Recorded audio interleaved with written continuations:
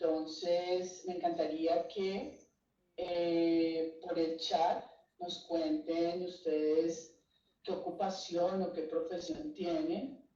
Hasta ahora identifico a todas, creo, fisioterapeutas, colegas nuestras.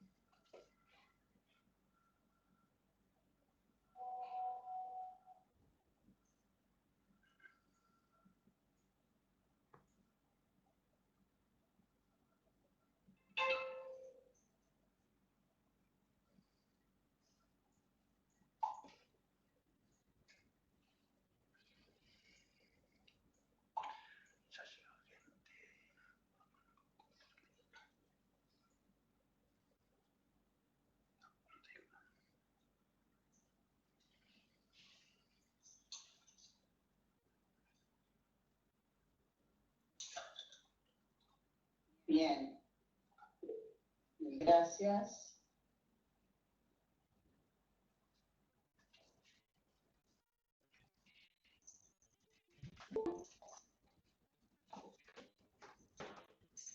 Están viendo otras personas.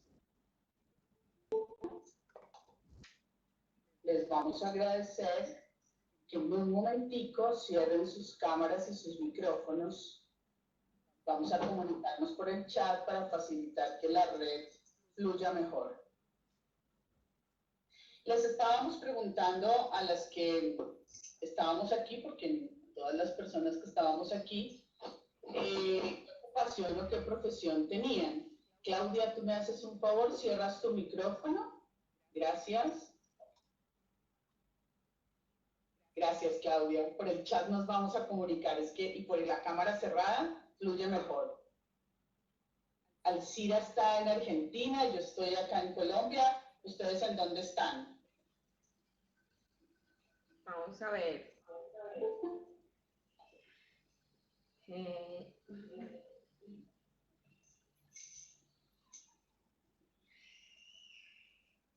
María Cecilia, Estados Unidos. Yo a Colombia, Raúl. Bien, estaba preguntando qué ocupación o qué oficio o qué profesión Virginia, Estados Unidos. Invitados. Entonces, Ibagué, Claudia de Argentina, muy bien. Alguien, creo que ya ingresaron, algunas de las personas que me cuentan las profesiones o las ocupaciones que tienen.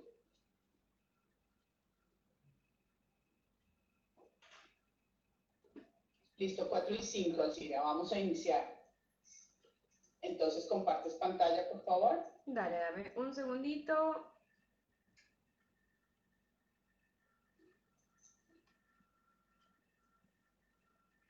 Avísame cuando la veas.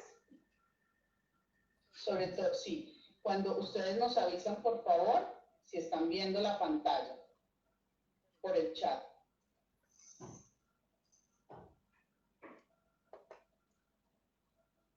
Forma de presentación, Alcira. Dame un segundito, por favor. Disculpen. Ahí, ¿cómo está? ¿La ves? Sí, se ve perfecto, yo lo veo bien. Perfecto. ¿Nuestras personas participantes ven? Sí, buenas tardes, yo veo. Raúl, te vamos a pedir un favor, nos vamos a comunicar por el chat, los micrófonos y las cámaras cerradas para que la red funcione mejor. Mil gracias. Sí, se ve perfecto. Genial, perfecto. Entonces, bueno, muy buenas tardes. Vamos a apagar esto. Para Alcira y para mí es un gusto poder saludar a todas las personas que están aquí. Hoy estamos haciendo una repetición. Nosotros nos reunimos con un grupo de colegas de la salud, de educación, sociales, de hace 8 días, el jueves pasado hace 8 días, y estamos haciendo hoy una repetición. Nos encanta poder compartir con todas las personas que están aquí hoy, y lo que más queremos es que pasemos un rato divertido, agradable, y que podamos encontrar esa relación de ese sistema vestibular con varias cosas desde nuestro quehacer. Entonces, Alcira, por favor, ¿te presentas? Bueno, muy buenas tardes a todas las personas que están en este webinar. Mi nombre es Alcira Rangel, yo soy fisioterapeuta egresada de la Universidad CES en el año 2012. Vivo en la ciudad de Buenos Aires, Argentina, desde el año 2013, donde realicé mi convalidación de título como licenciada en Kinesiología y Fisiatría, además de realizar mi especialidad como rehabilitadora vestibular en la Asociación Argentina de Kinesiología. Mi experiencia está dada por el trabajo con población con afecciones vestibulares. Trabajo en un equipo interdisciplinario con médicos otorrinos y médicos otoneurólogos. Quiero darles la bienvenida a todas las personas a este webinar y espero que sea de su agrado. Gracias, Alcira. Bueno, mi nombre es María Fernanda Rebellón. Yo soy fisioterapeuta, me gradué en el año 1992 de la Universidad del Rosario. Mi vida profesional siempre ha estado acompañada de 3 poblaciones en una gran medida, que son primera infancia, niñez y adolescencia. Yo tengo una especialización que hice en salud pública, en el CES y con el Rosario, y tengo una maestría en educación de la Universidad de La Sabana. He trabajado en diferentes territorios y regiones, y nos encontramos con Alcira desde hace un tiempo atrás y venimos conversando de puntos que puedan interesar a la articulación de todas las personas, de todas las disciplinas, de varios quehaceres, pero principalmente que tengamos el objetivo común, pues que es el desarrollo del ser humano, poder contemplar ese bello desarrollo del ser humano. Tenemos aquí una frase de Aristóteles que dice que nada de mi intelecto que no haya pasado por mis sentidos, la cual nos identifica y nos hace hoy decirles que lo que no pasa por ahí raramente podría ser cognitivo e intelectual. Para Alcira y para mí, la vida es un continuo aprendizaje. De verdad, bienvenidas todas las personas. Les vamos a contar la agenda que vamos a tener hoy. Nosotras vamos a hacer primero una presentación y luego al final queremos que por favor nos acompañen en un conversatorio, en unas preguntas. Hoy tenemos para contarles una respuesta que le dimos a una de las personas que nos acompañó en el webinar pasado y que queremos compartir con ustedes Bueno, entonces les agradecemos mucho. Siguiente, por favor.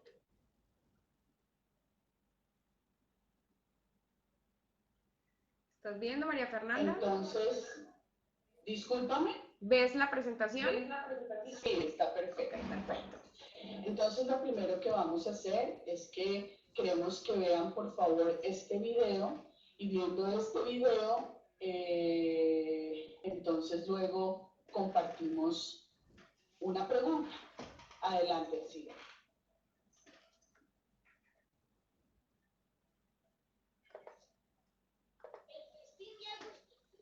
Escrito por Mauricio Paredes, ilustrado de Verónica Laimú.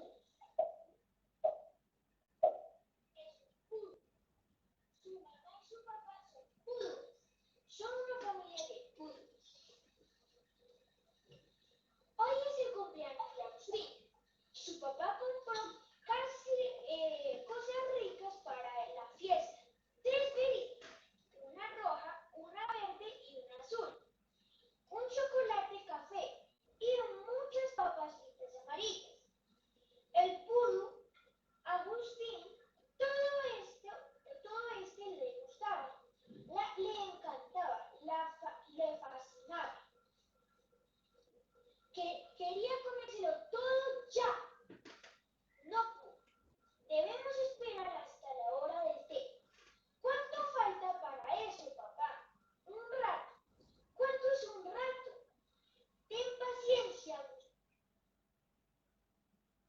Muy bien.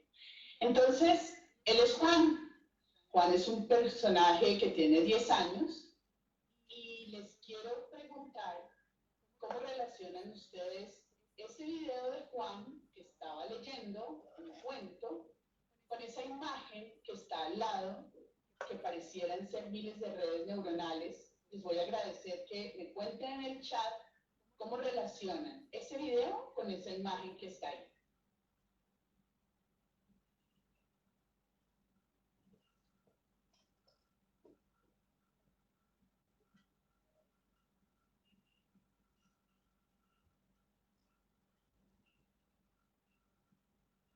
¿Quién se arriesgó a escribir de primeras? Vamos a ver.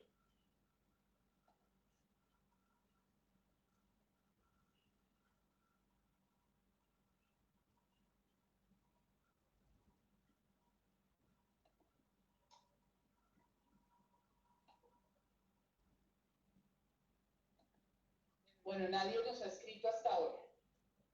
Ya, Claudia. Claudia dice, creo que representa todas las vías de entrada sensoriales al cerebro, ojos, oídos. Carol nos dice, la integración de todos los sentidos para generar respuestas motoras y cognitivas. Claudia y Carol, gracias. Sí, él es Juan y hoy vamos a hablar de ese aprendizaje y ese movimiento. Tenemos como referente a Juan, pero queremos que este recorrido de esta charla sea a través del aprendizaje de toda la vida de las personas. Siguiente. Entonces el objetivo de hoy es que logremos relacionar al sistema vestibular con el aprendizaje de las personas. El último comentario voy a leerlo, dice María Clara, al él estar leyendo en voz alta y mirar, está integrando mucha información que está teniendo. Bien. Entonces, repito el objetivo. Esperamos que con esta charla podamos hacer una relación clara del sistema vestibular, que es nuestro protagonista de hoy, con el aprendizaje de las personas a través de toda la vida. Bienvenidas al CIDE. Bueno, con María Fernanda venimos conversando hace unos meses del movimiento como base del aprendizaje y cómo el sistema vestibular es protagonista en todo este proceso. Antes de empezar a hablar del sistema vestibular, quiero que todas las personas que estamos ubicadas, que estamos en este webinar, nos ubiquemos dónde está este sistema, tan pequeño hablando anatómicamente, pero de gran importancia para la vida. Como vemos en esta imagen, el oído se divide en tres, en un oído externo, en un oído medio y en un oído interno. En el oído externo encontramos el conducto auditivo externo y el pabellón auricular. En el oído medio vamos a encontrar a los tres huesecillos, el martillo, el yunque y el estribo, y en el oído interno vamos a encontrar a nuestro laberinto. Ese laberinto se divide en dos, en un laberinto anterior y en un laberinto posterior. El laberinto anterior o cóclea es el órgano que se encarga de la audición y el laberinto posterior o sistema vestibular es el que se encarga, es uno de los sistemas que se encarga del equilibrio. Este sistema vestibular está conformado por 5 órganos otolíticos que son 3 canales semicirculares, uno anterior, uno posterior y uno horizontal, que se encargan de censar los movimientos angulares. ¿Qué quiere decir eso? Los movimientos de la cabeza. Mientras que el utrículo y el sáculo se encargan de censar las aceleraciones lineales, es decir, como cuando nosotros estamos en un ascensor y son más sensibles a la gravedad. Entonces vamos a ver a continuación un video para que podamos ver cómo ese sistema vestibular o esos canales semicirculares se activan con los diferentes movimientos de la cabeza. Entonces podemos observar cómo el canal posterior censa los movimientos de inclinación de la cabeza a la derecha y a la izquierda. Como el canal anterior censa los movimientos de flexoextensión, es decir, cuando miramos arriba o cuando miramos abajo. Y el lateral u horizontal censa los movimientos de rotación de la cabeza. Entonces, para que entendamos un poco mejor cómo estos 5 órganos otolíticos se activan en la vida, entonces el utrículo y el sáculo se encargan de las inclinaciones del cuerpo en el espacio, mientras que los canales semicirculares informan sobre los movimientos rotatorios en el eje. A continuación les voy a mostrar un video y vamos a observar cómo en el transcurso de la vida o en las diferentes actividades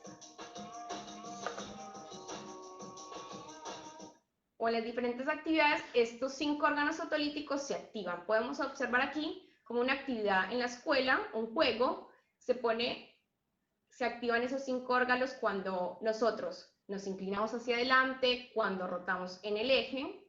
Podemos observar cómo se activan estos 5 órganos otolíticos. Y podemos observar también cómo un mismo juego se puede activar de diferentes maneras en las personas. Como un mismo juego se puede dificultar en una persona y diferente a la otra. Ahí podemos observar en otro niño cómo el equilibrio cuesta un poco más. Entonces, este sistema vestibular, que es nuestro protagonista de hoy, está en constante activación todo el tiempo. Bueno, entonces, el sistema vestibular está en constante funcionamiento, es decir, todo el tiempo emite señales al cerebro permitiendo tener una reacción permanente de equilibrio. El sistema vestibular se conecta con el sistema nervioso central a través de 3 reflejos, que son el reflejo vestíbulo-ocular, el reflejo vestíbulo-espinal y el reflejo vestíbulo-cólico.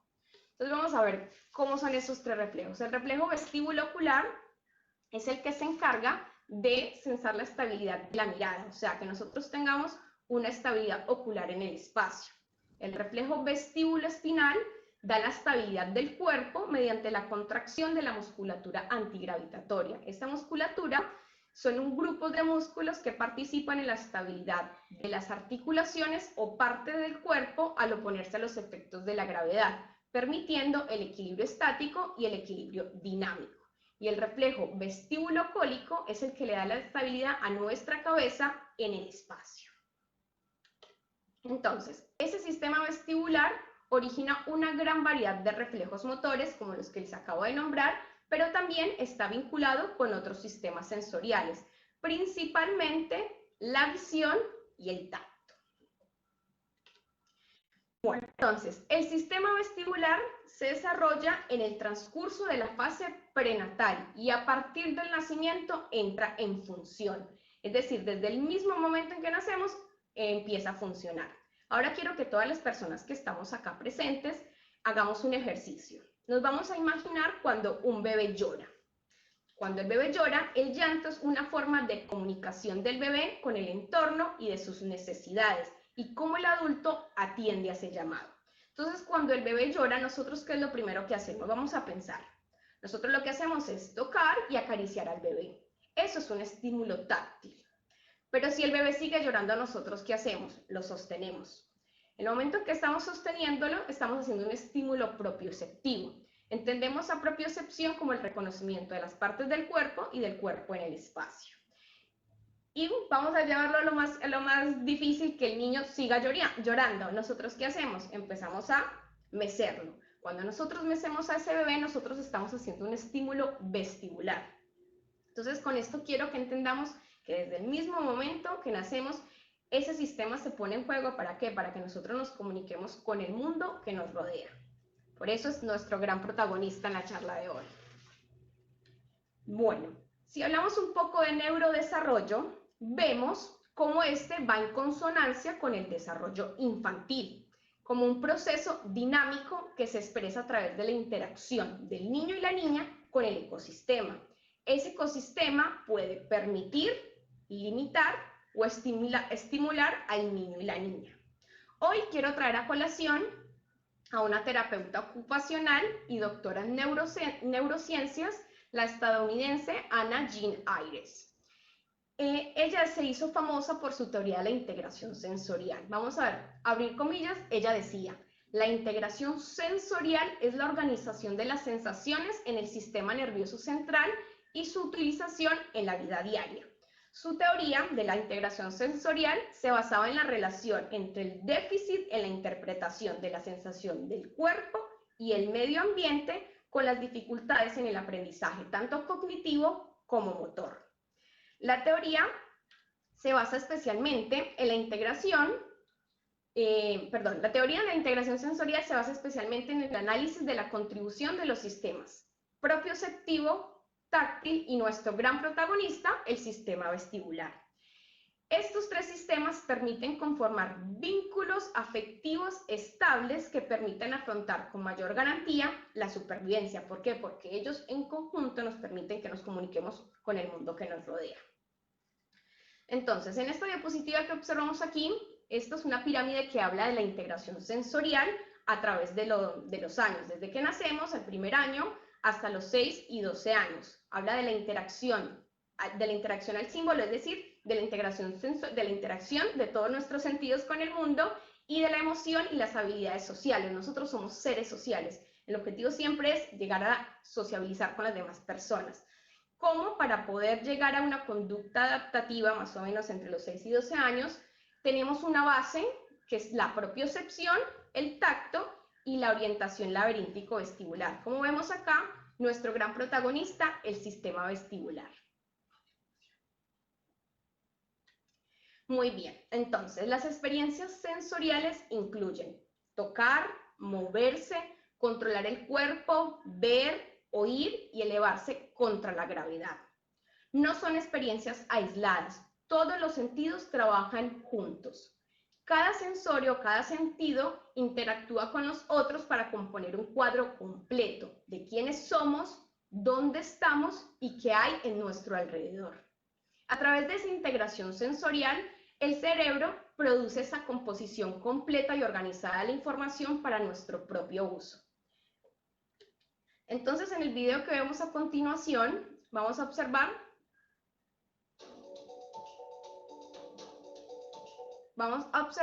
cómo, a través de la vida, en este caso vamos a ver desde la parte de escuela, cómo todos los juegos, cómo todas las actividades que realizamos en esta época de nuestra vida están en constante interacción e integración en los órganos de los sentidos. Cuando vemos, cuando tocamos, cuando hacemos equilibrio, está nuestro sistema vestibular, el balance.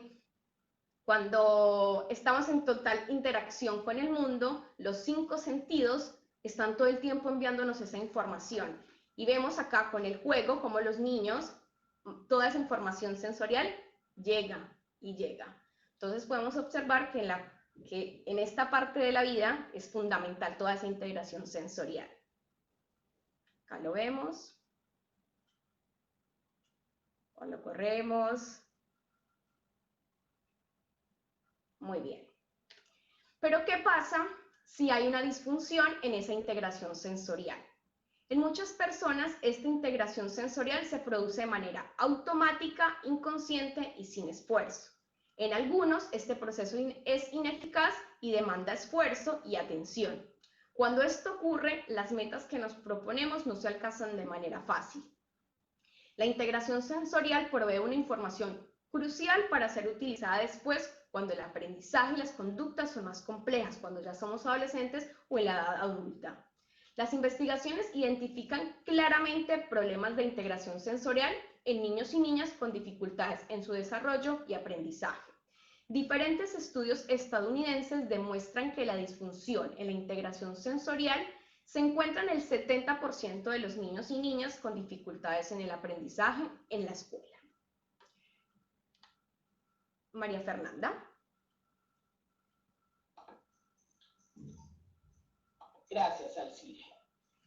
Entonces, continuando con esa base que es un abrebocas en este webinar y que esperamos que puedan ser muchos más, pero en esa base que nos dice Alcira, vamos entonces a entrar un poco a comprender y a conversar del aprendizaje y el movimiento, cómo se hace a través de toda la vida. Para algunas personas, atender que se aprende durante toda la vida es misterioso, pero cada vez se representa y se hace más claro que siempre el aprendizaje puede hacer redes y aunque el envejecimiento es un proceso natural, el aprendizaje también es inherente. Siguiente. Vamos a entrar a entender entonces al desarrollo motor no como un absoluto, sino como una parte de un desarrollo integral. Ese desarrollo motor tiene que atender hoy al mecanismo de reflejo postural normal. Ese mecanismo está atendiendo a cosas fundamentales en el desarrollo integral y es el que nos permite todas esas múltiples y variadas formas del movimiento. Es un requisito previo para la actividad funcional normal y es la base para que podamos desarrollar habilidades y destrezas. ¿Qué vamos a atender nosotros aquí hoy como normal o como normalidad? Hoy vamos a atender aquí a que la normalidad es una medida de aquello que más se repite. Es decir, tenemos un desarrollo que llamamos normal porque es una medida de lo que pasa y lo que más se repite. Pero si nosotros vamos a una población específica, voy a nombrar una población con discapacidad, con síndrome de Down, yo también atenderé que para esa población existe el concepto de normalidad, dentro de ellos lo que más se repite. Siguiente. Ese mecanismo de reflejo postural normal lo atendemos y debemos verlo con tres conceptos. El primero es un concepto del tono postural normal. El segundo, el concepto de inervación recíproca. El tercero, el de esa influencia. Entonces, siguiente, por favor.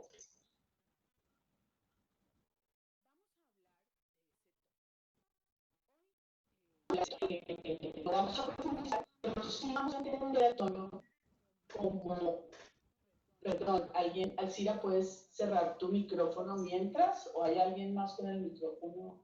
Bueno. Entonces, vamos a atender a ese tono, ¿cierto? Como esa tensión muscular permanente del músculo estriado.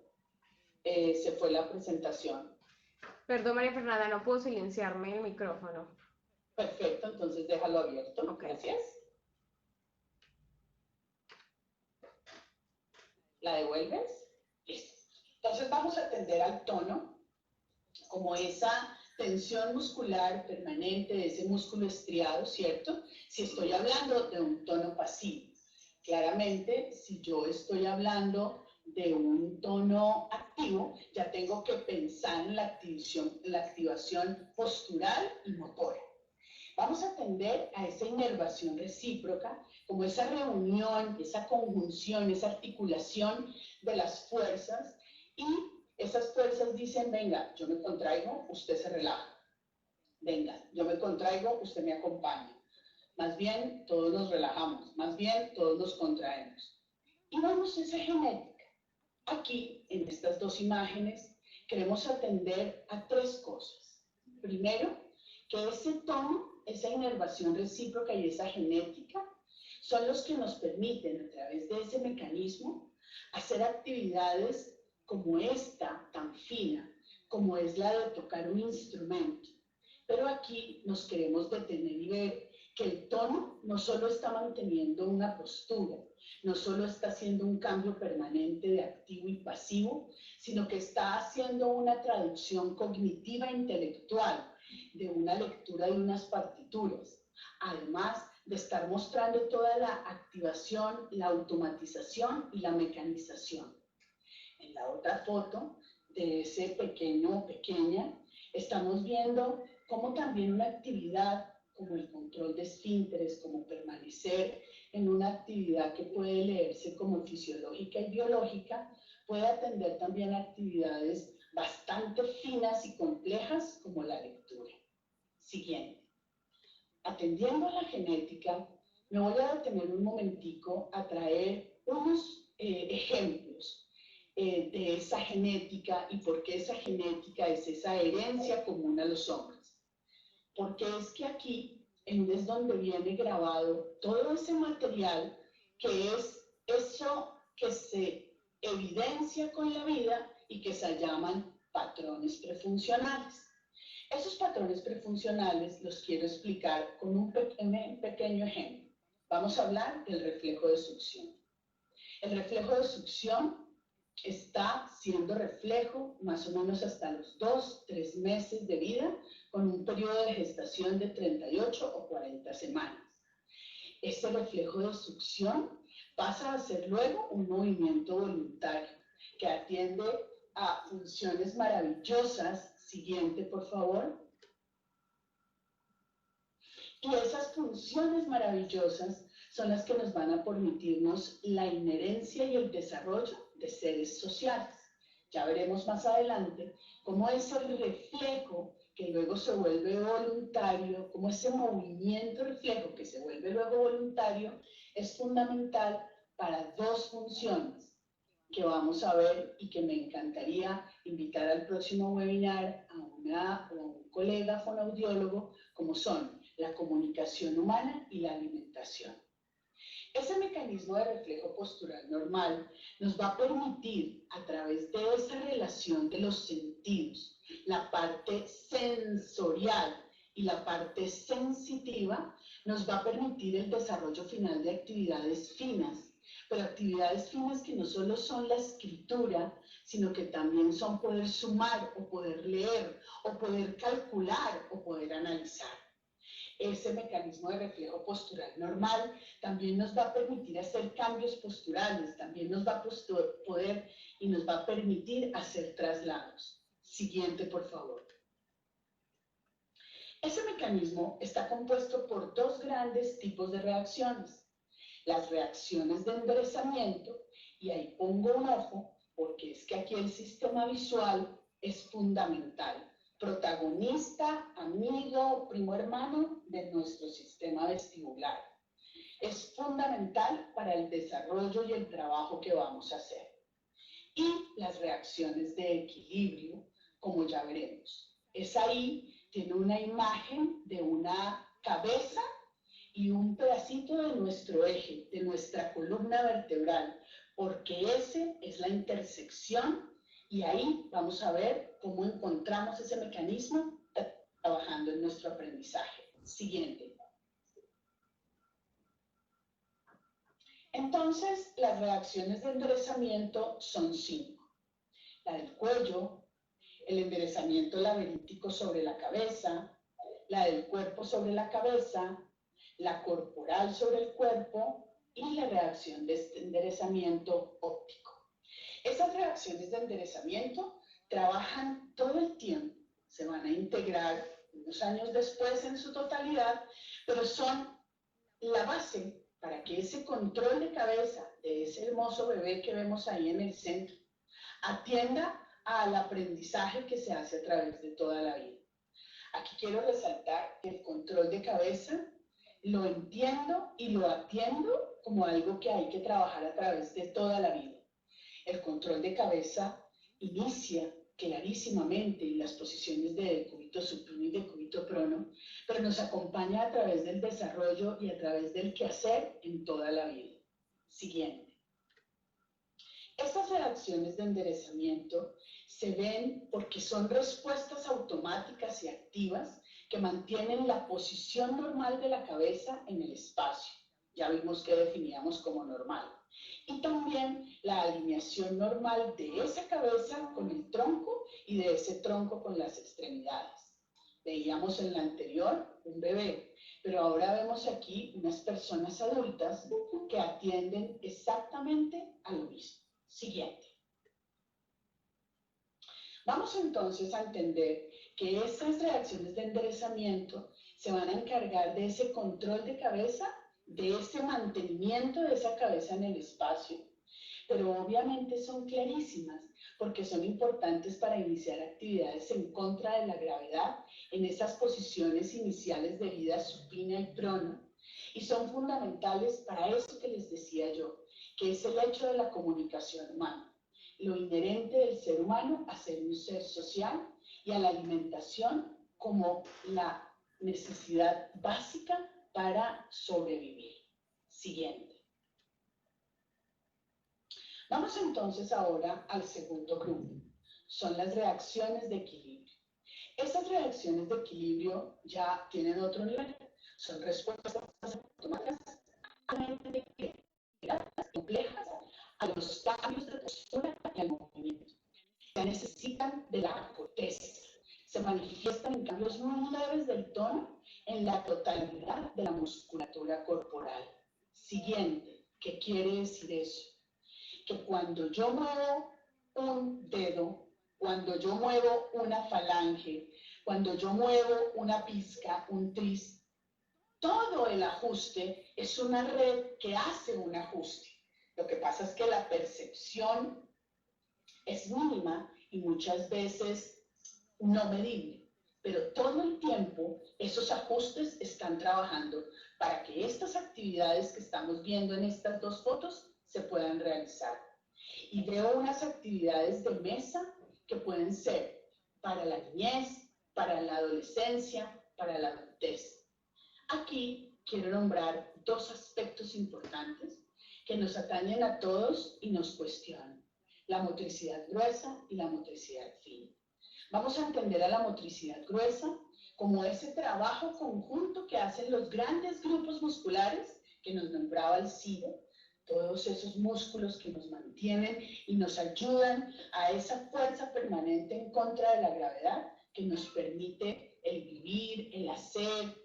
Muy bien, pero vamos a atender a que esa motricidad gruesa es la base. Esa motricidad gruesa es la que va a permitir que a través de ese control de esa cabeza, de esa búsqueda continua y permanente de la línea media, yo pueda y permita que esa motricidad fina salga. Es decir, yo tengo mi motricidad gruesa trabajando permanentemente para pensar. Yo tengo mi motricidad gruesa trabajando permanentemente para analizar. Pero también tengo mi motricidad gruesa trabajando permanentemente para respirar. Pero también tengo mi motricidad gruesa trabajando, ¿para qué? Para que pueda hacer todas las cosas finas. Y no solo las actividades finas de miembros superiores, sino también las actividades finas de miembros inferiores, como la patada, como las puntas. Siguiente. Entonces, atendemos a que esas reacciones de equilibrio se van a integrar más o menos hacia los 3 o 4 años de edad. Es por esto que nosotros, las personas adultas, podemos controlar y mantener la posición de la cabeza en el espacio y mantener el equilibrio sin la ayuda de manos y brazos. Pero además es que ahí ya han estado integradas a partir más o menos de los 6 meses de vida, con una edad gestacional entre 38 y 40 semanas, las reacciones protectivas. Reacciones protectivas adelante, a los lados, atrás. Siguiente. Y aquí vamos a ver esas reacciones de enderezamiento y equilibrio en acciones permanentes de personas adultas.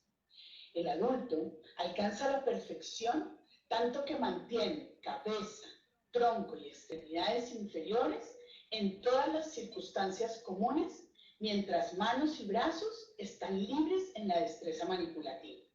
Si vemos la primera imagen, hay dos personas adultas haciendo una obra de construcción que requiere tanto de grueso como de fino y de perfección infinita. Pero vamos a ver en el medio 3 personas haciendo actividades manipulativas y cognitivas con esa base gruesa y fina, activa permanente, automatizada. Y vamos a ver en la última, en la de la derecha, 3 personas adultas haciendo mucho de motricidad fina, pero soportándose en esa motricidad gruesa en cosas de mecánica. Siguiente.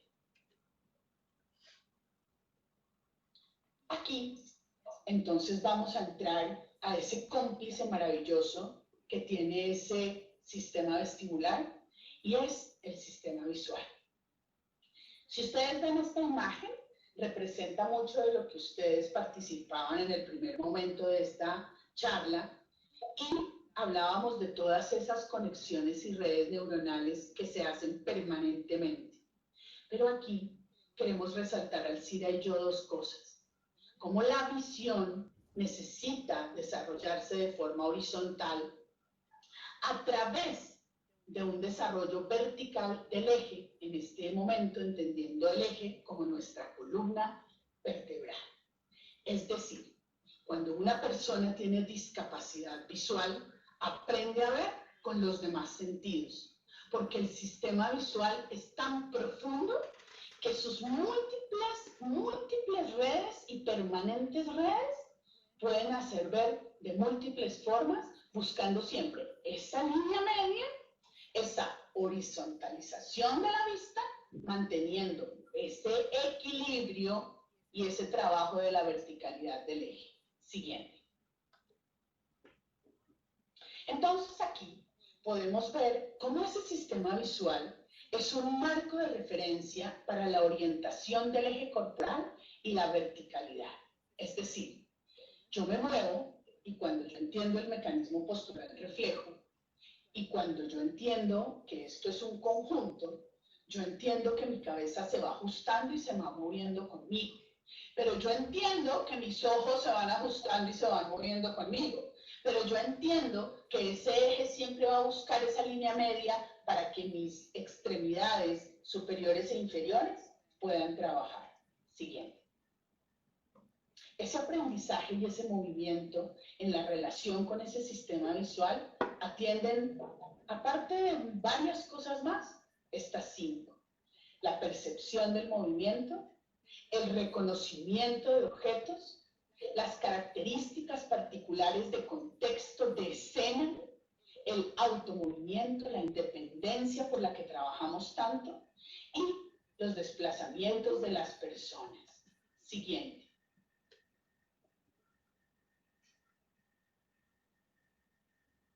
Aquí queremos mostrarles una cosa maravillosa. ¿Qué ven en el centro? A, E, I, O, U, las vocales. Las vocales las aprendemos, pero ya las traíamos en el chip genético guardadas, ya estaban ahí.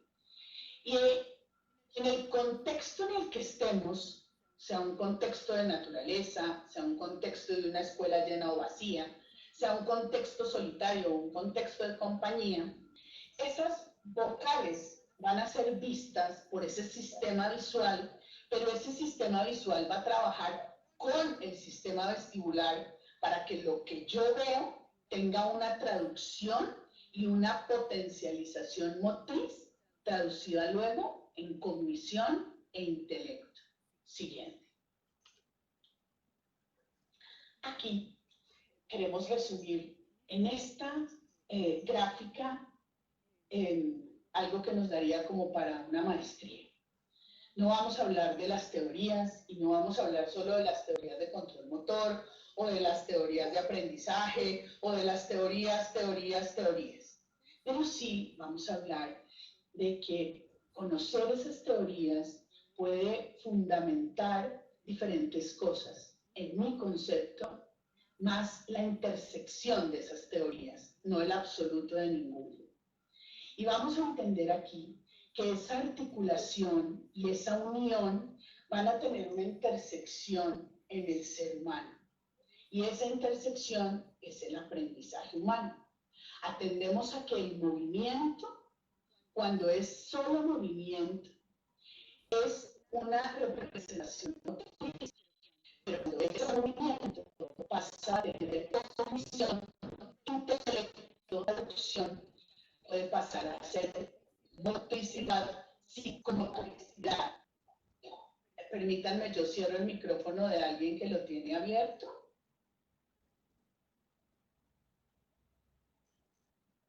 Ya. Bien. Entonces, voy a hacer un ejemplo aquí. Yo les digo a ustedes, por favor, levanten el brazo derecho 17 centímetros. Bueno. Entonces, lo más fácil, pues, levanten el brazo derecho. Pero cuando yo digo derecho, ya tengo un concepto. Y cuando yo digo 17 centímetros, ya tengo una cantidad de cognición en un proceso mental superior mucho más complejo. De esto se trata la relación entre el aprendizaje y el movimiento, en que no hay nada más motor que un pensamiento. Siguiente. Entonces, cada movimiento es creador de redes neuronales y eso es la esencia del aprendizaje. Siguiente. Vamos a entender que los órganos de los sentidos y los sentidos son los encargados de la base para el conocimiento. Esta imagen me encanta, porque esta imagen me recuerda cómo ahí, cerquitica del sistema vestibular, están todos los órganos de los sentidos y cómo ahí producimos la cognición, pero cómo es que ese cuerpo responde a todo ese comando que está integrado por ese sistema vestibular y por miles de sistemas más que necesitamos empezar a ver protagonistas e integrados. Siguiente. Aquí llegamos entonces a esas dos palabritas que yo nombraba antes y que tienen que ver con el aprendizaje integral. Es decir, nosotros con el movimiento hacemos el aprendizaje de las experiencias. ¿Qué hacemos con eso? Aprendemos, pensamos, creamos. Aquí algo que decía Alcira, y es que el potencial de ese aprendizaje se activa con el contexto. Pero ojo, que el contexto también puede detener o enlentecer ese potencial. Es inherente la capacidad de aprender en el ser humano y debemos ver siempre a nuestro sistema nervioso como un sistema dinámico, cambiante, flexible y adaptable. Siguiente. Para cerrar esta primera parte, quiero que aquí atendamos a lo que ese aprendizaje integral necesita. Y es que así como yo necesito posicionar en contra de la gravedad la cabeza, atendiendo a diferentes cualidades motoras, como la fuerza, la flexibilidad, hoy vamos a tener de protagonista el equilibrio, pero pues hay miles más, potencia, velocidad. Tenemos que entender también que necesitamos integrar y ver al ser humano desde todos los sistemas. Una cosa muy diferente es que una disciplina u otra evalúe desde ciertos sistemas, pero yo no puedo desconectar al ser humano, es decir, tanto necesito al sistema musculoesquelético, como necesito al límbico, como necesito al renal, como necesito al neuromuscular, al cardiovascular pulmonar, al tegumentario y a todos los demás. ¿Para qué? Para que todo esto se traduzca y se relacione y me permita hacer análisis, trabajar la memoria, me permita atender crisis, me permita tener atención, concentración y hacer resolución de problemas. Alcira. Bueno, muy bien. Atendiendo a todo lo que dice mi colega María Fernanda, ese equilibrio como protagonista de hoy con nuestro sistema vestibular, vamos a hablar entonces un poco de equilibrio. Pero antes de hablar de esto, quiero que hagamos una diferencia entre equilibrio y balance. Equilibrio es la capacidad de asumir y sostener cualquier posición del cuerpo contra la gravedad. Balance es la respuesta integrada capaz de generar, por una parte, reacciones posturales, reacciones de enderezamiento, como dijo mi colega, para restablecer la posición de equilibrio del centro de gravedad y adicionalmente la estabilización de la imagen en la retina mediante el control motor ocular. Como decía mi colega, cómo es el sistema visual, es el primo hermano, como decía ella, del sistema vestibular y cómo los dos funcionan en consonancia. Pero hoy vamos a hablar del equilibrio, vamos a centrarnos en el equilibrio como un sistema biológico que permite a las personas determinar su ubicación física en el medio ambiente y mantener una posición deseada. Su papel fundamental es permitir nuestro movimiento en el espacio. Ese equilibrio está dado por la información de tres sistemas. Como vimos hablando, nuestro gran protagonista, el sistema vestibular. Tenemos el sistema somatosensorial, que son los diferentes receptores que se ubican en nuestras articulaciones, y el sistema visual, que mi colega María Fernanda estuvo hablando de él. Estos tres sistemas se unen para permitir nuestro equilibrio en el espacio. Bueno, existen tres tipos de equilibrio: el equilibrio estático, el equilibrio cinético y el equilibrio dinámico. El equilibrio estático, el cuerpo se encuentra en equilibrio y reposo relativo. Por ejemplo, cuando estamos sentados, acostados o en posición de pie. Sin movimiento aparente, es decir, el cuerpo se halla sometido solamente a la acción de la gravedad. El equilibrio cinético, el cuerpo en equilibrio es sometido básicamente a un movimiento de traslación rectilíneo y uniforme. Por ejemplo, cuando estamos en un tren o cuando estamos en un avión. Y el equilibrio dinámico, en esta, el sujeto realiza movimientos parciales o totales del cuerpo, cambiando activamente de posición en el espacio y en el tiempo, lo que resulta un desplazamiento, como por ejemplo cuando caminamos o cuando corremos.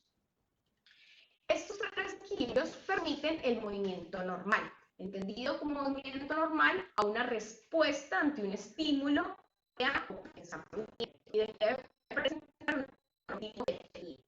El movimiento normal es objetivo, económico, adaptado y está coordinado en el tiempo y espacio. Está compuesto por una parte automática, voluntaria o automatizada. Lo vamos a hacer con un ejemplo para que podamos entender un poco mejor de lo que yo me estoy refiriendo. Cuando nosotros le decimos a un niño, giramos la cabeza a la derecha, el niño lo piensa antes de hacer, ya que cognitivamente, depende de la edad, no ha integrado la lateralidad, entonces tiene que pensar el comando que yo le estoy diciendo de girar a la derecha. Todo lo contrario pasa con un adulto. El adulto no piensa para realizarlo, ya que tiene integrado ese concepto de lateralidad a nivel cognitivo. Entonces podemos ver cómo un simple movimiento puede ser automático o puede ser voluntario. Y esto es lo que nos permite, valga la redundancia, movernos y realizar las actividades en nuestra vida. Entonces, esta diapositiva que tengo acá resume un poco todo lo que venimos hablando mi colega y yo. Nuestro gran protagonista, el sistema vestibular, cómo esta integración con el sistema visual y somatosensorial permiten el equilibrio. Entonces, la visión informa de nuestra relación con el entorno. El sistema vestibular informa sobre movimientos de la cabeza, inclinación y rotación del cuerpo. Y el somatosensorial informa sobre la posición de los músculos del cuerpo. Toda esta información es recogida por receptores y enviada a nuestro cerebro, permitiendo hacer consciente nuestra posición instantánea en el espacio. Esta información, después de ser analizada por el cerebro y codificada por el sistema nervioso central, se generan los reflejos de los que les hablé, el reflejo vestíbulo-ocular para mantener esa estabilidad ocular y el reflejo vestíbulo-espinal para permitir una correcta y alineado centro de gravedad. Es decir, que no perdamos esa línea media. Eso es lo que ayuda el reflejo vestíbulo-espinal. Con esto nos damos cuenta que nuestro sistema vestibular es protagonista en todo este proceso y a lo largo de nuestra vida. Quiero terminar la presentación con esta diapositiva. Cuando el ser humano pretende obtener sensaciones de intensidad alta, intensidad alta o quiero decir como adrenalina, o si su objetivo consiste en lograr estados de calma, casi siempre utiliza la activación, ya sea en mayor o menor grado, de su sistema vestibular. De esta manera, la gran mayoría de las actividades de riesgo y aventura, como por ejemplo volar en parapente o escalar, u otras tantas que producen sosiego como bailar o mecerse, necesitan de la activación de nuestro sistema vestibular. Entonces, nuestra vida contiene distintas dosis de estímulos vestibulares, ya sea en mayor o menor grado. En las imágenes que les voy a mostrar a continuación, quiero que lo veamos y que entre todos observemos cómo a lo largo de la vida este sistema vestibular está activo. Cuando estamos en la escuela, cuando estamos en la edad más de niños y niñas, cuando estamos en la adolescente, el simple hecho de mirar un celular, o más adultos cuando leemos un libro, nuestro sistema vestibular está totalmente activo, en menos dosis, pero está activo. A diferencia de cuando, por ejemplo, nosotros bailamos un tango, que sus movimientos son con más delicadeza, donde el equilibrio es básico, o el simple hecho de cuando el niño juega bailando o el adulto mayor, ahí tenemos nuestro sistema vestibular activo en mayor dosis. Eso es como que lo quería ver, que no, es desde el mismo momento en que nacemos y a lo largo de toda nuestra vida siempre está en funcionamiento. Esto es un dedito, perdón, no sé por qué no se reproduce. Vamos a verlo, a ver si puedo, si no. Bueno, esto es un videito que quería mostrarles de cómo ese sistema vestibular se activa en gran medida cuando nos tiramos de parapente. Perdón, ahí, vamos a ver.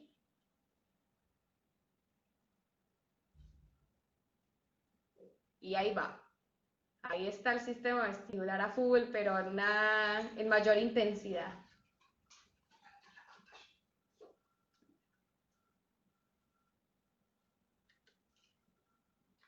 Bueno, con eso quería yo como cerrar mi presentación. Ahora vamos a escuchar a mi colega María Fernanda para que nos dé unas conclusiones acerca de la charla.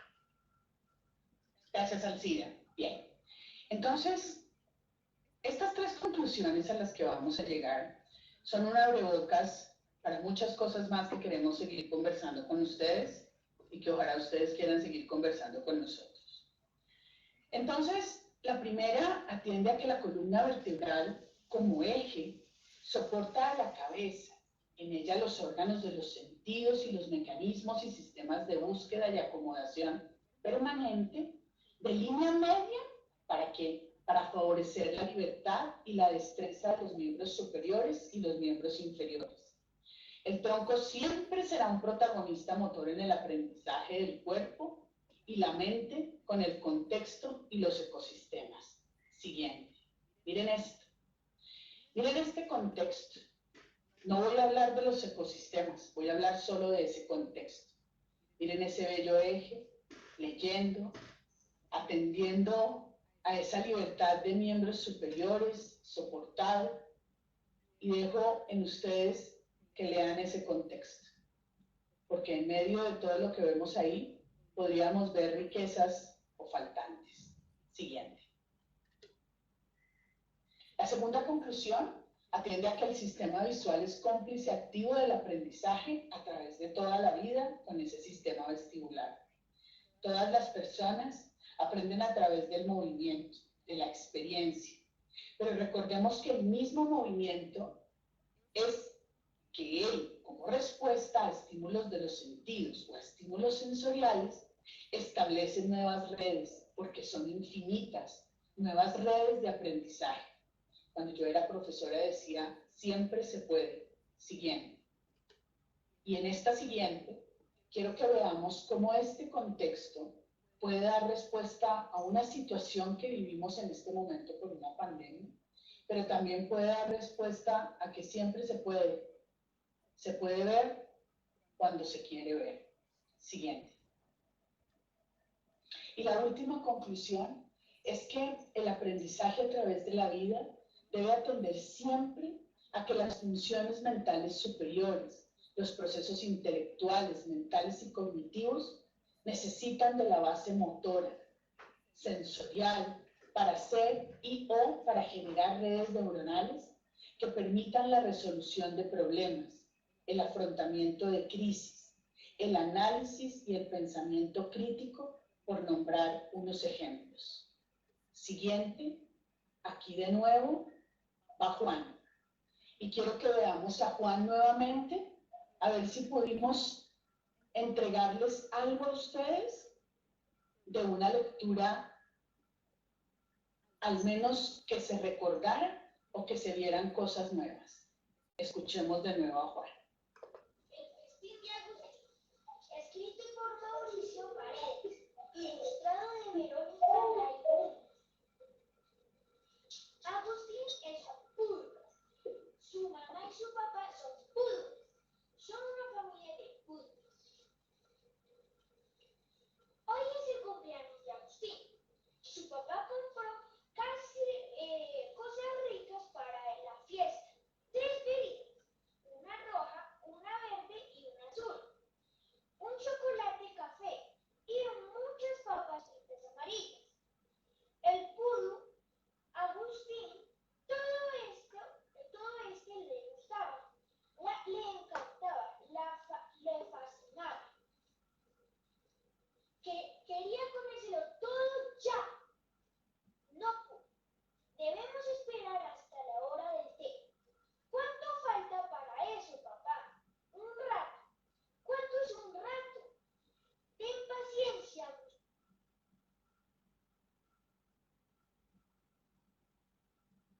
Muy bien. Aquí quiero cerrar diciendo que muchas veces me han preguntado a mí qué hacemos profesionales de la salud como terapeutas ocupacionales, terapeutas de lenguaje, terapeutas físicos en la escuela. ¿Cómo es que podemos relacionar a esos seres de la escuela con los seres de la salud? Yo hoy contesto algo que contesto siempre, y es que el mismo ser que se educa es el ser que se enferma, es el ser que se relaciona, porque es la misma persona la que atiende a todo. También entiendo que el objetivo principal de todos nuestros quehaceres siempre será la bondad y el amor de esos seres humanos y de nosotras como personas. Siguiente. Mil gracias. Damos paso ahora entonces a un conversatorio que queremos hacer con ustedes y a las preguntas, si tienen ustedes preguntas o comentarios, que nos encantará atender. Muchas gracias por la atención a todos. Entonces, Alcira y yo, siguiente. Antes de pasar al conversatorio, aquí están todos nuestros datos. Ahora se los escribimos en el chat. Dejemos de compartir pantalla para que nos podamos ver. Alcira, mil gracias. Dale, dame un segundito, así copio esto para pegarlo en el chat. ¿Listo? Me parece. Muy bien. Espera, yo voy a dejar de compartir. Primero quiero pedirles un favor.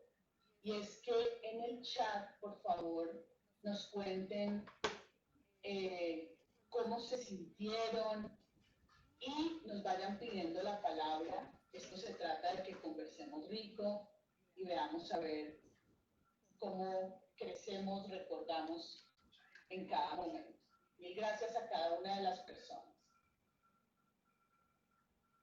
María Fernanda, ya dejé de compartir pantalla, ¿cierto? Señora, ya estoy viendo aquí a todas las personas. Bien. Esperemos que nos escriban en el chat. Y antes de compartirles un par de preguntas que nos hicieron en el anterior y que complementamos esta semana, llamamos a las personas, conversamos súper rico. Queremos leerlas a ustedes.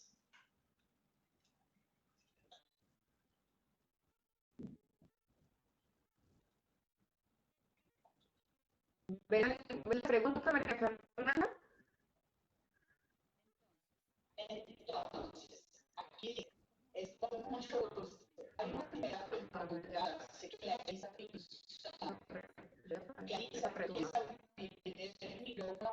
y al hacer las preguntas, como somos pocas personas, se puede realizar.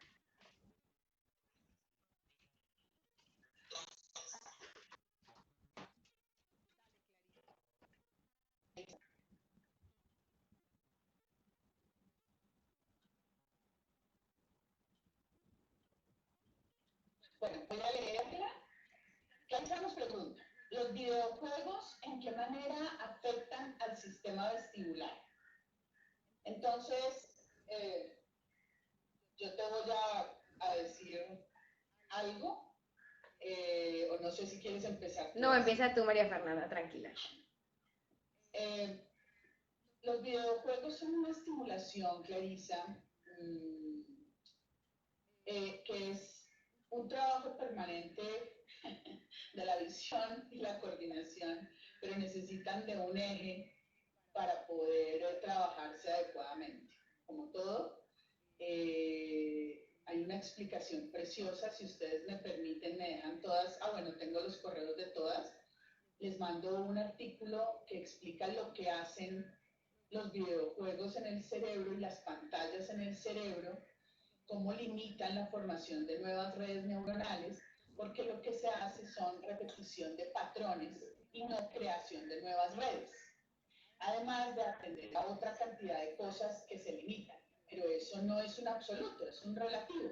Los videojuegos también son utilizados para cosas maravillosas.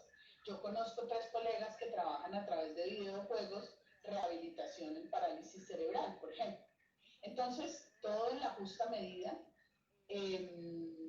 Mi experiencia personal recomienda que hasta los 4 años la exposición a cualquier tipo de pantalla sea la mínima posible, y cuando digo la mínima posible, no más de media hora a la semana, pero hay otros conceptos que atienden a dejar mucho más tiempo.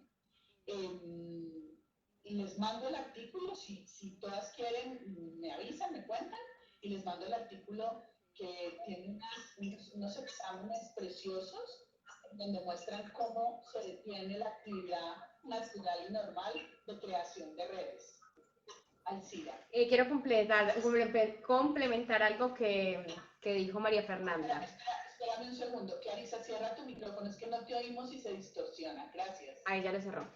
Bueno, estoy muy de acuerdo con lo que dice María Fernanda. Las primeras etapas de la vida, el desarrollo de todos los sistemas, no solo el vestibular, sino todos los sensoriales, necesitamos de interacción con el mundo y no solo con una pantalla. Entonces, a nivel de la primera edad, de las primeras edades, como decía mi colega, es importante que no solo sea pantalla, sino interactuar con el mundo. También quiero resaltar que nosotros, los rehabilitadores vestibulares, ya cuando el paciente es adulto, que tiene una afección vestibular, cuando hay una alteración de vértigo, mareo o inestabilidad, trabajamos con videojuegos. O sea, en los niños puede no ser beneficioso, pero en los adultos estamos utilizando mucho esta herramienta para la rehabilitación vestibular. Entonces es como ese contraste, porque sabemos que en las primeras etapas de la vida esa integración sensorial de otras maneras es necesaria. Así que puede afectar en ese sentido. Gracias, Alcira. Clarisa, ¿nos puedes escribir si contestamos tu pregunta? Mientras tanto, me permite leer a Carol Calderón, que nos pregunta. Pero escríbenos, es que no, tu micrófono no te dejas, no te podemos escuchar. Mil gracias. Carol, ¿tú quieres hablar? A ver si tu micrófono te deja y nos haces la pregunta. Miremos a ver si a ti sí te deja. A ver, probemos. Ahí sí. Se escucha. Sí. Bueno, muchas gracias a Mafe, mucho gusto Alcira y Mucho gusto. buenas tardes a todos los participantes. Entonces, pues mi pregunta iba asociada a si, primero como de la experiencia que han tenido de pronto, se han tenido con niños con déficit de atención e hiperactividad relacionando el sistema vestibular y aprendizaje. Y la pregunta pues va más enfocada, digamos, como a que este sería un caso, digamos, particular, hablando de TDAH, pero hubo unas frasecillas así en la charla que me llamaron la atención. Tú así hablabas, por ejemplo, de cuando hay disfunción de un sistema, o en este caso vestibular o algún otro sensorial, cómo eso se relaciona con alteraciones de aprendizaje, ¿cierto? Pero nosotros vemos muchos casos que de pronto desde nuestras profesiones a veces no son muy evidentes, que para mí personalmente deberían ser evidentes. Y es que en muchos casos lo que tenemos es personas que no tienen una disfunción real, o sea, no hay una alteración como tal en el sistema, ¿cierto? Como podría ser el caso de los niños con TDAH, ellos no tienen una alteración, digamos, física en el sistema vestibular, o en el auditivo, o en el visual, ¿cierto? Esos órganos están intactos, pero sí hay una alteración en la manera de hacer esos procesos de integración, justamente, que luego pues se pueden o no ver evidenciados tanto en movimiento como en aprendizaje. Entonces, más o menos hacia allá es el enfoque. ¿Cómo ustedes ven esa relación? Primero, si han tenido experiencia, lo voy a repetir. O sea, primera pregunta sería si han tenido experiencia con niños con déficit de atención y hiperactividad. Y la segunda, entonces, ¿cómo relacionan esto con sujetos que tienen, donde no hay un déficit como tal, sino que el sistema está allí? Y qué pasa entonces cuando tenemos una funcionalidad de estos órganos, o en este caso el sistema vestibular, pero digamos que yo lo asociaría a procesos de aprendizaje como Entendemos. Bien. Okay. Entonces, la primera pregunta que haces, sí. Sí tengo experiencia, y lo primero que data desde la experiencia es separar TDAH de hiperactividad. Cuando uno lo primero que hace es separar y entender la fisiología de lo que pasa. cuando uno atiende a la fisiología y entiende a las relaciones de las bases sensoriales y sensitivas, y cuando uno atiende desde la integración y desde la articulación, cómo esa relación con el aprendizaje se da, es porque finalmente entre más equilibrio y entre más actividad sensorial se organice, va a facilitarse. Yo he trabajado particularmente en escuela con niños y niñas que llegan diagnosticados por TDAH, y cuando se termina un trabajo que promedia entre 3 meses y 1 año, estaba mal hecho el diagnóstico. Y he trabajado con niños diagnosticados por hiperactividad, que lo que tenían era una debilidad de su musculatura de tronco antigravitatorio. Entonces, hay que atender muy bien los diagnósticos y hacer una evaluación desde cómo yo estoy viendo que realmente ese diagnóstico se corresponde. Las funciones mentales superiores y todos los procesos cognitivos, Carol, tienen una relación directa con el tiempo y la velocidad de aprendizaje. Entonces, cuando yo sé que estoy esperando un tiempo de aprendizaje y estoy esperando una velocidad de aprendizaje y logro diferenciar cuál de esas características del aprendizaje es la que está más afectada, mi trabajo determina eso que estás diciendo tú, hacia dónde se va. La escuela es un lugar fundamental. La escuela nos arroja una evaluación maravillosa que nosotros tenemos que poder cruzar con las evaluaciones que nosotros hacemos para poder hacer una traducción mejor en los niños y en las niñas, y te cuento que también en los adultos. Alcide. Bueno, Carol, yo la verdad que tengo muy poca experiencia o nada con el tema de TDAH y niños y niñas. Mi experiencia es más con pacientes adultos con afecciones vestibulares propiamente dicha. Así que la respuesta de María Fernanda creo que nos ayuda a todos. Muchas gracias, María Fernanda. Pero Alcira, yo te quiero preguntar una cosa. Dime.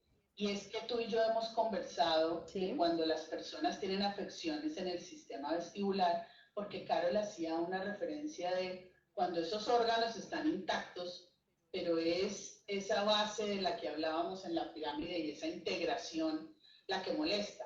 Y también hemos hablado tú y yo, ¿qué pasa cuando una persona tiene una afección? ¿Qué pasa con la concentración, con la atención, con la memoria? ¿Qué pasa? Claro, como les venía contando, mi experiencia era más con adultos, pero bueno, con María Fernanda hace tiempo ya venimos hablando de todo este tema de integración, entonces puede que el sistema vestibular esté bien, pero la integración de todos estos permite como que haya un buen desarrollo a nivel cognitivo. Entonces pasa mucho con pacientes vestibulares que tienen, tienen la alteración del sistema vestibular, y eso les impide realizar actividades de su vida diaria, no tiene una buena integración social. Entonces lo mío va más con la parte de afección, pero obviamente como la María Fernanda, todo el tema de la integración, como el aprendizaje y todo esto, cómo se relaciona con la parte social. Carol, para finalizar tu respuesta, que pues podríamos hablar unos 3 días y medio de la misma, el eje, yo necesito un eje integrador para que ese aprendizaje se dé con esas características de tiempo y velocidad. Pero bueno, vamos a armar otro webinar en donde vamos a profundizar específicamente sobre aprendizaje. Cuéntanos, por favor, Clarisa, si te contestamos. Carol, cuéntanos si te contestamos, por favor, en el chat.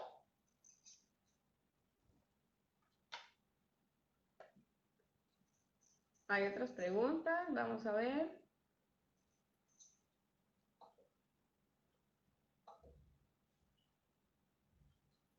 Ah, ya, Clarisa nos contestó, es que yo no veía. Sí, Clarisa dice que sí.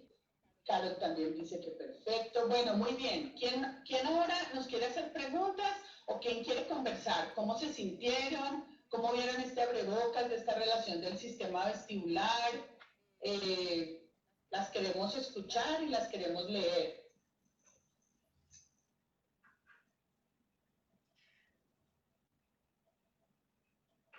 Hay una pregunta de Claudia Anglade. Ah, sí, Jenny, ¿tú puedes abrir tu micrófono y hacerla? Mira a ver si podemos escucharte. Claro que sí, María Fernanda, muchas gracias.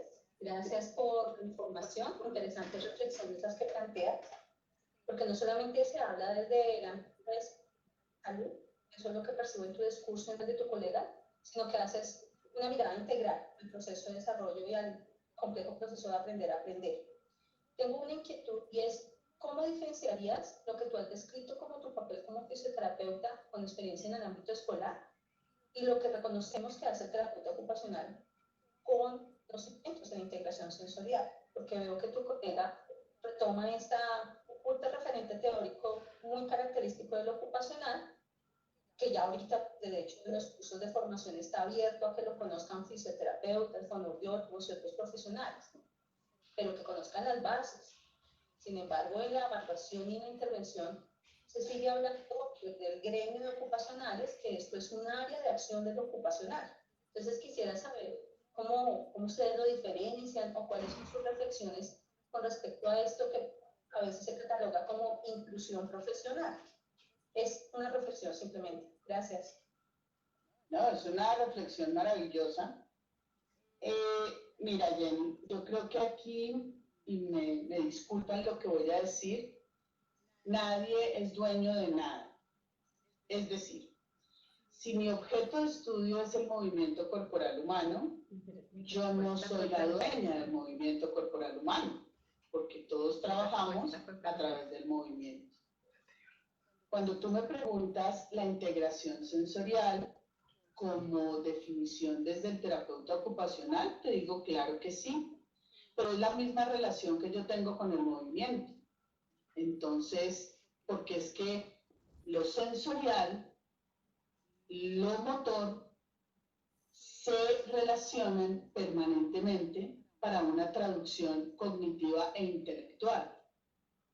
Entonces, yo aprendo de ti y espero que tú aprendas de mí, hablando de disciplinas, con el objeto central y principal de atender de forma integral e integrada al ser humano.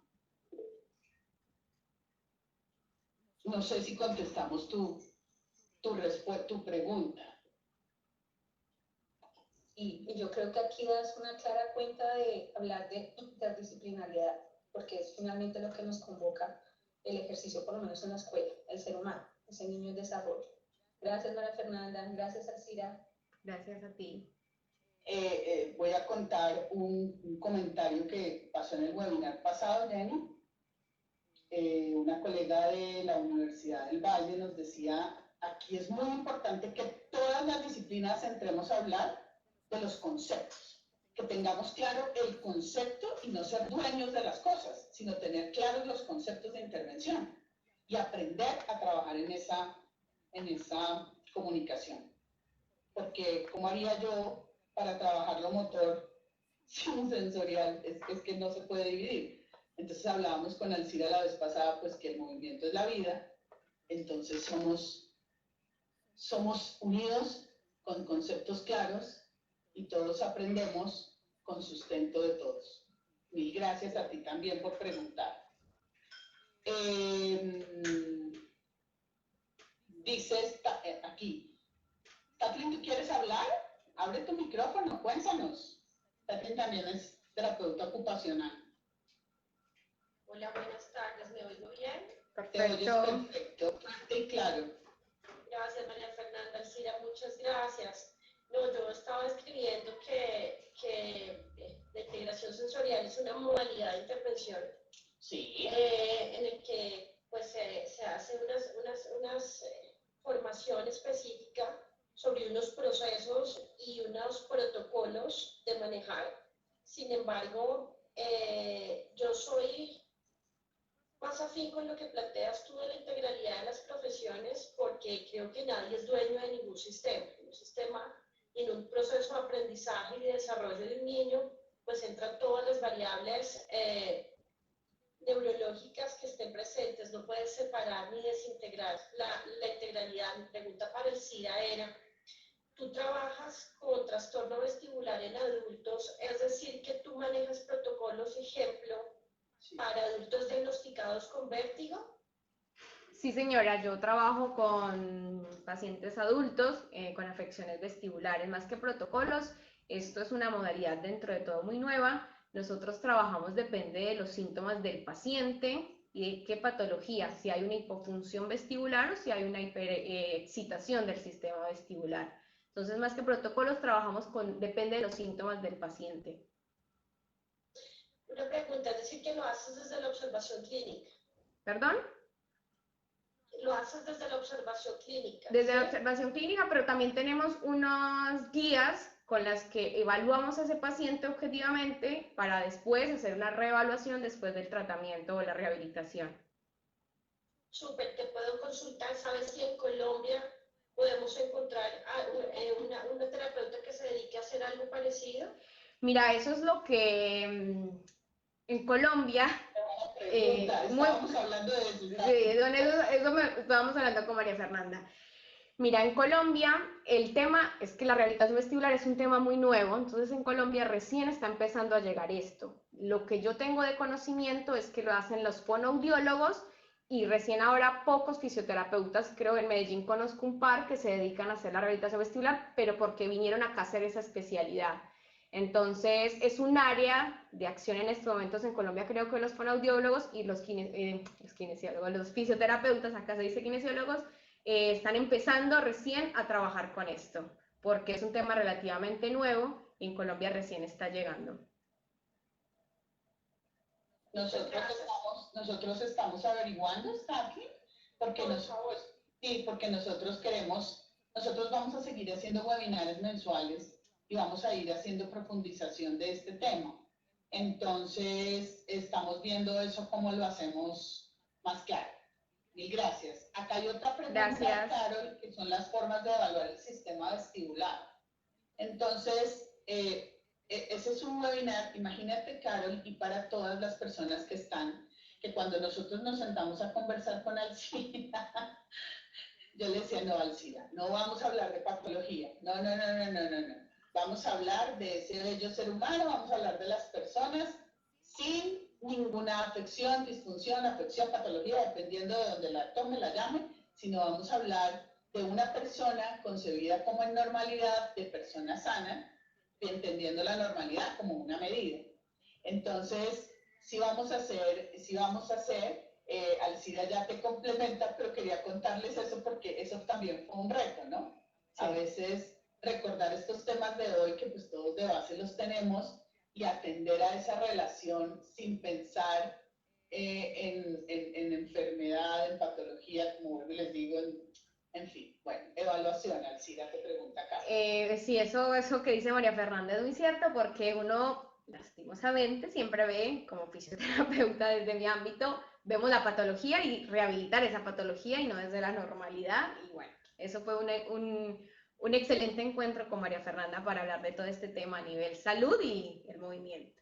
Bueno, Carol, nosotros cuando evaluamos el sistema vestibular, nosotros nos dividimos básicamente en tres aspectos.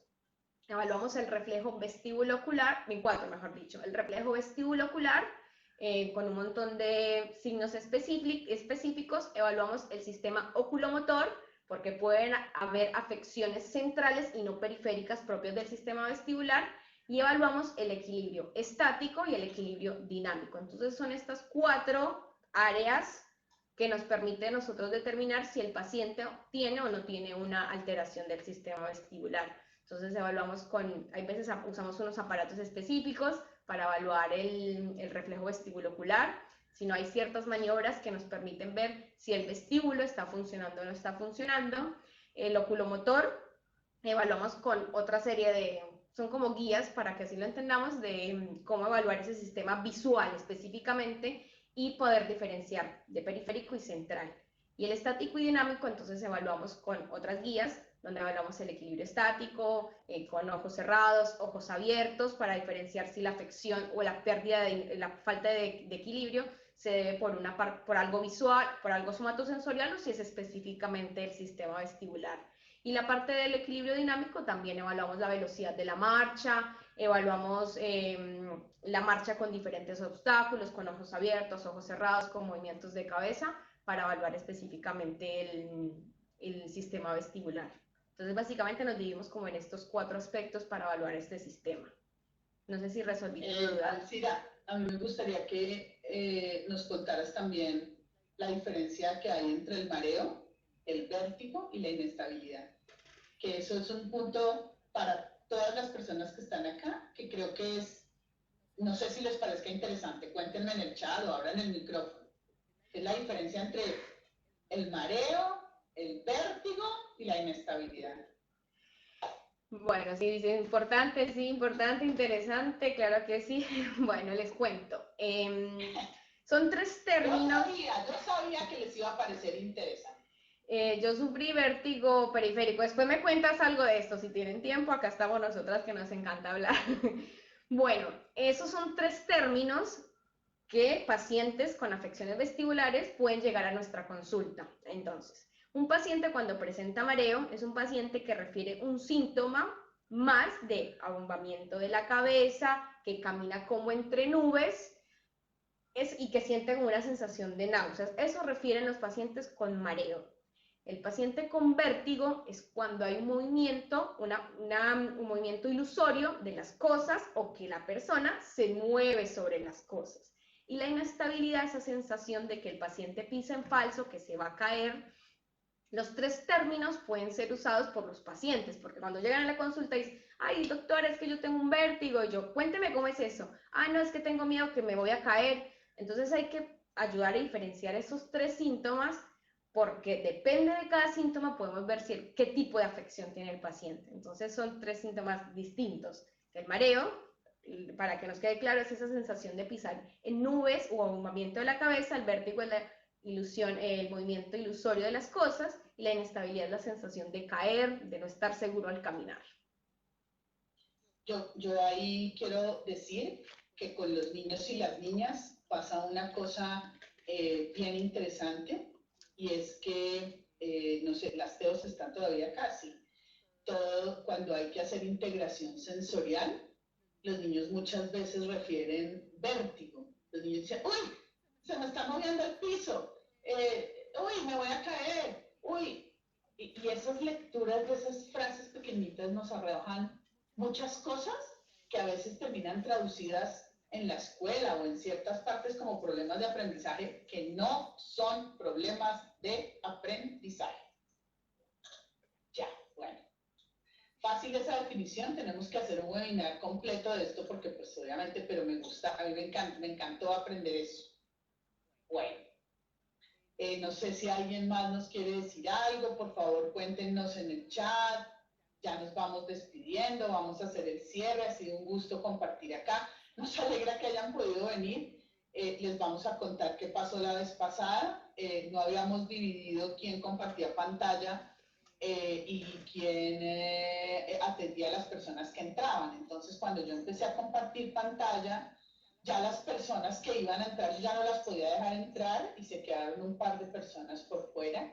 Estamos felices de haber podido compartir con 20, 21 personas y nos alegra mucho haber estado acá, de verdad, con ustedes. Mil gracias. Muchas gracias por haber estado acá con nosotras.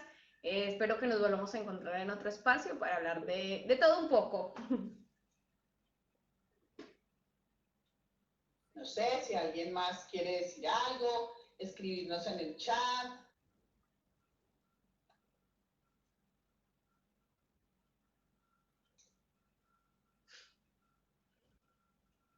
Ahí dice muchas gracias. Con mucho gusto.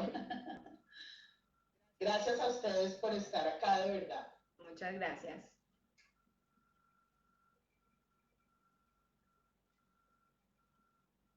Raúl, estuviste bendito entre las mujeres hoy.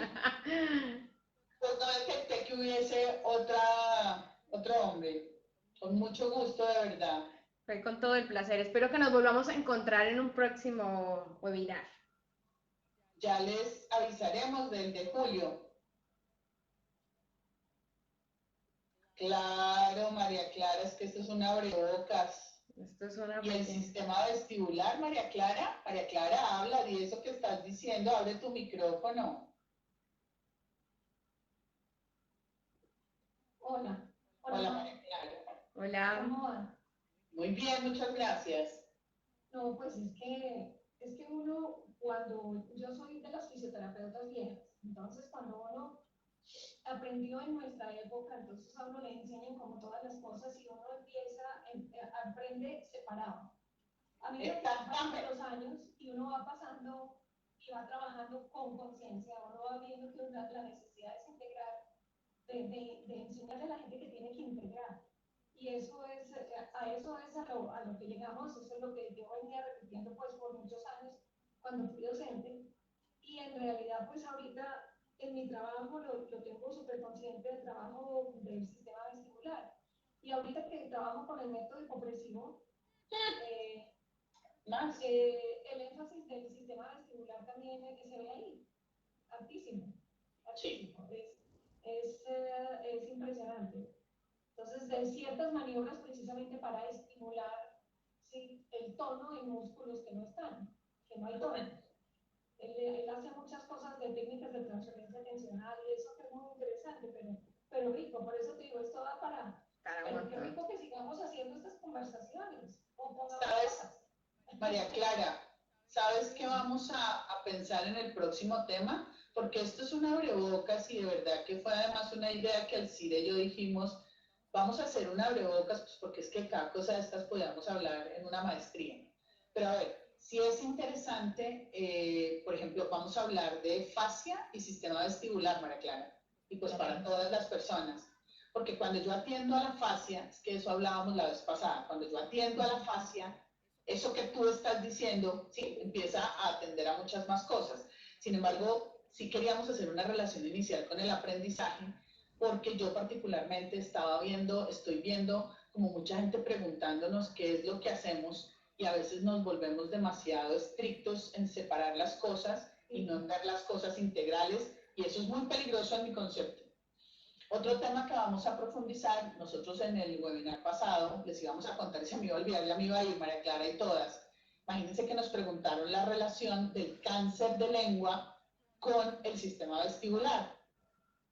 Entonces, nosotros le contestamos a la persona que participó que íbamos a hacer una profundización y nos fuimos a averiguar. Ustedes no se imaginan, ayer conversamos hora y media con la persona de todo lo que leímos y vamos a hacer otro de ese, pero para hacerles un resumen chiquitín, por ejemplo, todo lo que tiene que ver con la vitamina D, todo lo que tiene que ver con la ingesta de los alimentos y esos cánceres que se manifiestan en todo el sistema digestivo, aparte de relacionarse con las emociones, claramente, tienen unas manifestaciones físicas y unos desarrollos específicos con la digestión, ¿verdad, Cira? Sí, la verdad que esa fue una pregunta esa fue una pregunta en el webinar anterior y yo me quedé como, ¿what? Y bueno, dijimos, vamos a ponernos a estudiar y lo que encontramos fue increíble. De verdad que somos seres integrales, somos un todo, emoción, todo. Es que una cosa, digamos, claro,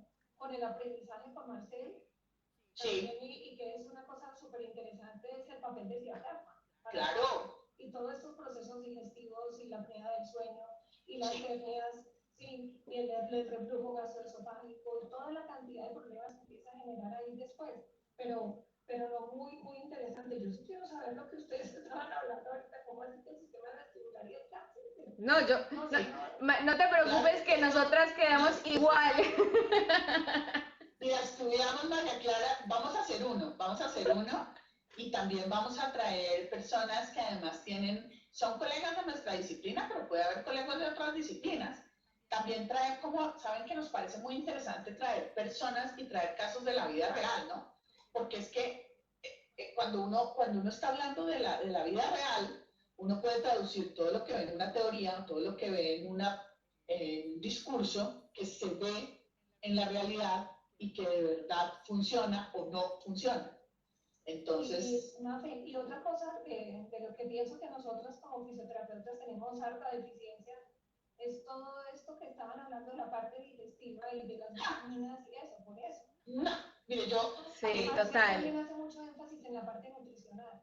yo te voy a decir una cosa, yo quiero mucho la APTA, yo entiendo que desde la academia debemos, pero cuando uno habla en la formación de colegas y se limitan a hablar de 4 sistemas, porque eso es lo que les enseñamos en algunas partes, y no vemos de verdad toda esa parte, mire, digestiva, nutricional, renal, ¿qué tal la renal? O sea, entonces ahí nos vamos a esforzar con Alcira, queremos para Clara empezar a dar, esto es un abrebocas, pero sí vamos a, y por eso les pedimos que nos cuenten en el chat cómo se sintieron, temas que quieran. Yo creo que el próximo que vamos a hacer, que empieza a perfilar ya como un orden, estamos ordenando temas, va a ser fascia y vestibular.